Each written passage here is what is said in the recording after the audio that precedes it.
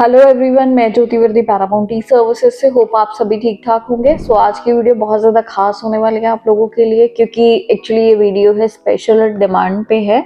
एक पर्सन ने बोला था कि आप रिलेशनशिप जस्टिफिकेशन पे वीडियो बनाएं कि एक एप्लीकेशन में रिलेशनशिप जस्टिफिकेशन कैसे हो सकता है। मतलब उन्होंने तो पर्टिकुलर एक पर्सन का पूछा था, बट मैं आपको सभी का बता रही हूँ अभी। तो ये फुल वीडियो ज़रूर सुनना, इस वीडियो को एंड तक सुनना। और अगर आप फर्स्ट टाइम मेरे चैनल पर विजिट कर रहे हैं, चैनल को सब्सक्राइब कर लेना ताकि आपको आने वाली अपडेट्स मिलती रहे। सो अगर जब भी हमें ये रिलेशनशिप जस्टिफिकेशन कब देना पड़ता है, जब आपकी एप्लीकेशन स्पॉन्सरशिप पे लगती है, आपको इनविटेशन आया होता है बाहर से। जैसे कि आप बोल रहे हो कि ये मेरे मासी लग रहे हैं, लाइक जो मेरे को स्पॉन्सर कर रहे हैं वो अपने नेफ्यू या नीस को स्पॉन्सर कर रहे हैं, वो मासी लग रहे हैं रिश्ते में, ठीक है।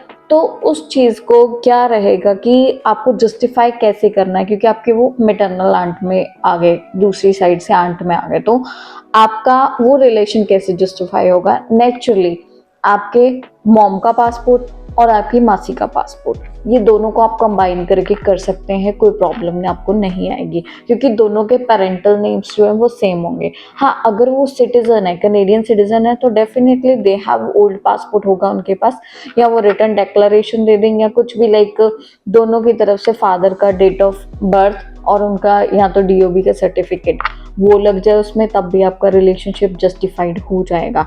अगर आपको आपके ब्रदर सिस्टर की आ रही है, तो नेचुरल सी बात है, आपका पासपोर्ट और उसके पासपोर्ट पे पेरेंटल नेम जो होगा वो सेम होएगा। हाँ, अगर आपके मामू आपको स्पॉन्सर कर रहे हैं, मामा जी, तो उसमें क्या रहेगा, फिर वही मदर की तरफ से पेरेंट्स का कोई भी प्रूफ और उनकी तरफ से पेरेंट्स की डिक्लेरेशंस वो आपको लगानी पड़ेगी।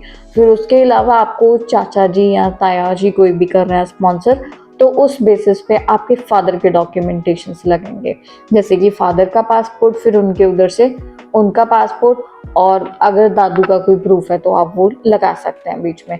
तो इस तरीके से आप रिलेशन जस्टिफिकेशंस कर सकते हैं। वैसे तो देखो, जो ब्लड रिलेशंस है ना, जो आपके बहन भाई, आपके पेरेंट्स, ये इनके लिए जो, और सिबलिंग्स आपके होंगे और हाफ सिबलिंग्स, जैसे कईयों की सेकंड मैरिज होती है और फर्स्ट मैरिज से कोई और बेबी है, सेकंड मैरिज से देन कोई और बेबी है, तो वो भी सिबलिंग्स होते हैं, बट वो हाफ सिबलिंग्स में आ जाते हैं। तो उनमें प्रूफ्स आपको देने की भी इतनी ज़रूरत नहीं पड़ती, क्योंकि उसमें जस्ट आपको बोला जाता है कि यहाँ पे ये कॉलम पे फिल कर दो। उसके बाद तो वो कई बार उनकी इनविटेशन भी नहीं लेते हैं इमिग्रेशन।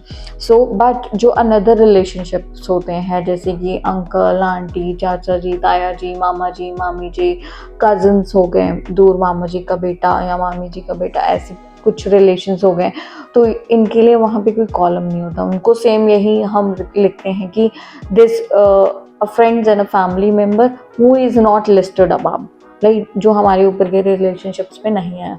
तो इन चीज़ों में अगर आप जस्टिफिकेशन दे दोगे, दैट्स ऑल्सो गुड, बट कोई ज़रूरत नहीं है अगर आपके पास इतनी लंबी चौड़ी नहीं है, लाइक आपका रिलेशनशिप प्रूफ करने के लिए इतना लंबा चौड़ा डॉक्यूमेंट नहीं है, तो कोई इतना इम्पॉर्टेंट चीज़ नहीं है ये। आपको सेल्फ डिक्लेरेशन देके उनको बिलीव करना पड़ेगा।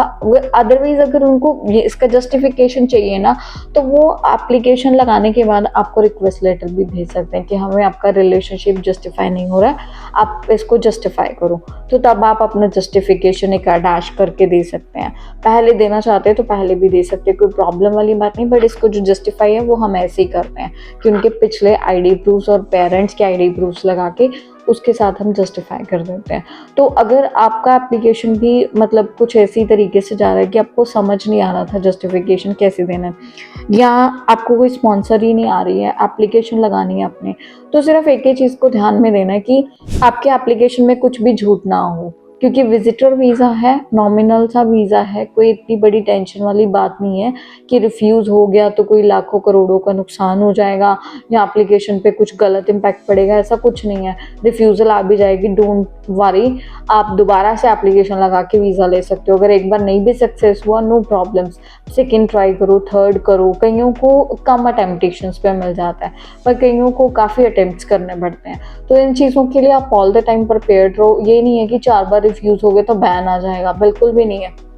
हाँ, स्पॉन्सर आ रही है तो नेचुरल सी बात है, जो मैं आपको बता रही हूँ, IRCC पोर्टल में एप्लीकेशन लगानी है। अगर विदाउट स्पॉन्सर में जा रहे हो तो आपने दूसरा GCK में जाके एप्लीकेशन डाल देनी है। So this is I want to tell you कि एप्लीकेशन को प्रॉपर तरीके से आपने लॉन्च करना है। एक ट्रांसपेरेंट वे से जिससे भी लॉन्च कराते हो वो एटलीस्ट आपको सारी चीज़ें क्लियर आउट करे। तो प्रॉपर तरीके से एप्लीकेशंस लगाओ, आपका वीज़ा आज नहीं तो कल कभी भी आ सकता है।